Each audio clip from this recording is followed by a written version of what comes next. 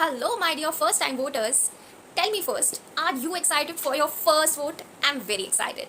By the way, comment below that how you're feeling, and what are your opinions about voting, about democracy, about your favorite leader, about your favorite party, everything. Whatever you want to share, you can.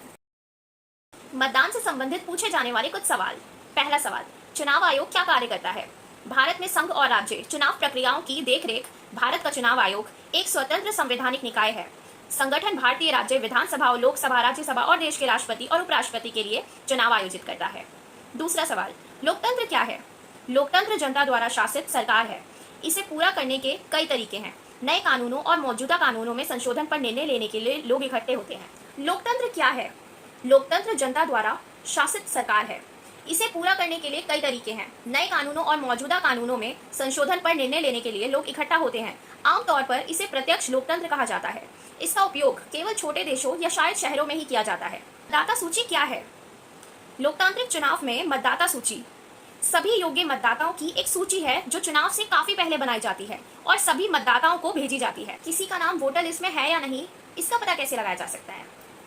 SMS भेजना, helpline से संपर्क करना, मतदाता helpline app download करना, ECI website पर जाना या निकटतम स्थानीय निर्वाचन कार्यालय में जाना, यह देखने के कुछ सरल तरीके हैं कि आपका नाम मतदाता सूची में है या नहीं। नोटा कैसे काम करता है? मतदाता पूरी चुनाव प्रक्रिया के दौरान मतदान से दूर रह सकते हैं यदि उन्हें लगता है कि कोई भी उम्मीदवार उनके समर्थन के लायक नहीं है। क्या मैं किसी भिन्न भारतीय शहर से मतदान कर सकता हूँ? केवल वही पता जहां आप वर्तमान में रहते हैं पंजीकरण के लिए उपयोग किया जा सकता है।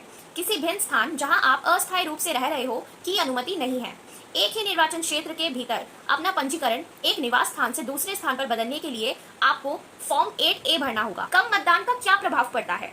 कम मतदान प्रतिशत के परिणाम स्वरूप असंतुलित प्रतिनिधित्व हो सकता है क्योंकि पूरे देश को प्रभावित करने वाले विकल्प आबादी के एक छोटे हिस्से द्वारा चुने जाते हैं। इसके अतिरिक्त इससे ऐसी नीतियां बन सकती हैं जो बहुमत की जरूरतों और लक्ष्यों को ध्यान में नहीं रखती। किसी राष्ट्र के निर्माण में मतदाता की क्या भूमिका होती है?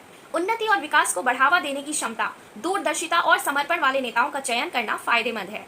यह गारंटी देता है कि सक्षम लोगों को देश का भविष्य निर्धारित करने का कर्तव्य दिया गया है।